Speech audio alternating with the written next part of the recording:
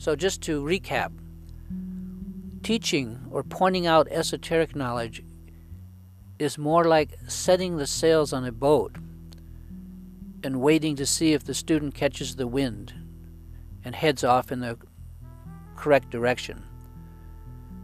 The teacher helps to adjust the attitude of the student, gradually gets him or her in a position to see or to receive the knowledge. It's all about receiving the knowledge.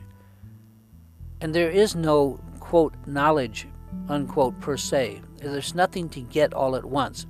But there is the act of knowing, the experiencing for yourself what the teacher's pointing out, getting it. The teacher tweaks the view of the student until he or she gets it, until they have the experience for themselves, and could, to the degree that they could also point it out to someone else down the line. This process is part of what's called mentoring. It is also an integral part of what makes lineages so important. And that's the end of this digression. This last point is so important. Let's go over it one more time. In shamanic or esoteric astrology, approach is everything. Your attitude or approach, how you take it, how you are oriented toward is most crucial.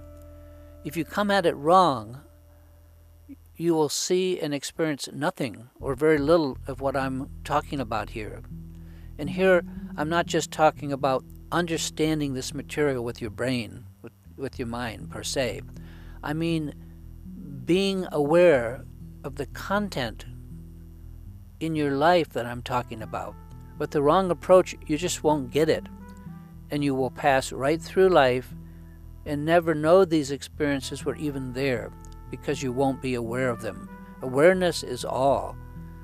It happens to countless people all the time.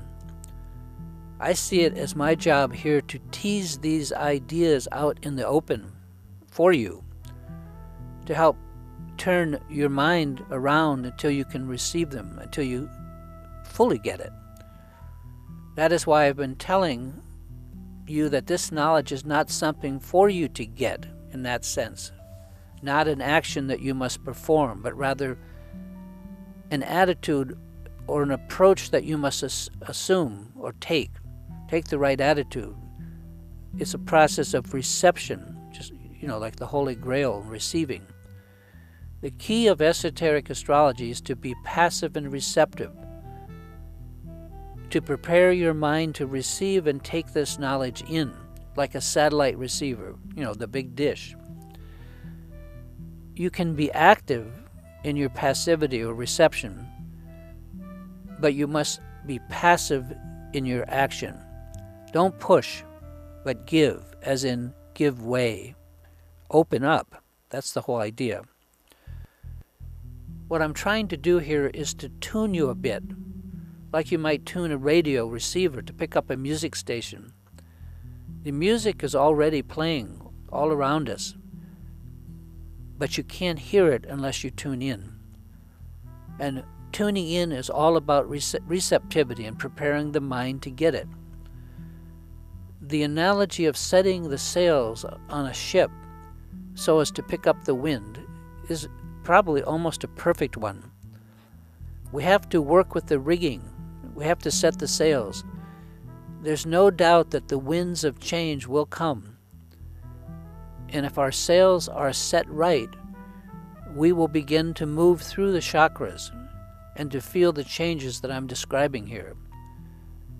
The point is that shamanic astrology or shamanic knowledge is not only conceptual, not merely something for you to understand, but also and rather an experience that you must have.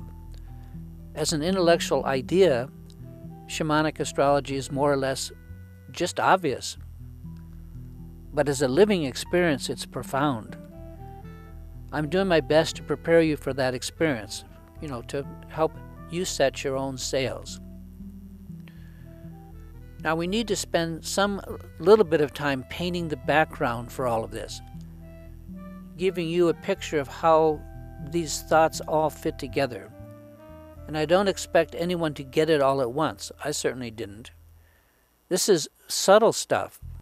And anyone who studies esoteric astrology learns to see the chakras inside and also against the landscape of their life. It's a little like one of those pictures that you first look at and see nothing, but suddenly a new image pops out from inside the picture. So it's very much a question of what's called figure and ground. If it were not, this would not be esoteric knowledge, but public knowledge. Everyone could see it. In a subject that's so subtle or esoteric as shamanic astrology, the listener can't be expected to get all of these concepts right away, much less have experience with them, and certainly not at first to expect much realization of them. So what I will be doing here is pointing out important concepts, some of which may not seem to make much sense at first. So here's how I suggest that you approach this. I will point out an idea or concept that I feel is important to grasp. And in most places, I will even tell you that I'm doing just that. And these are just traditional steps. In a subject that's so subtle or esoteric as shamanic astrology, the reader cannot be expected to get all of these concepts right away, much less experience them. I mean, have life experience with them.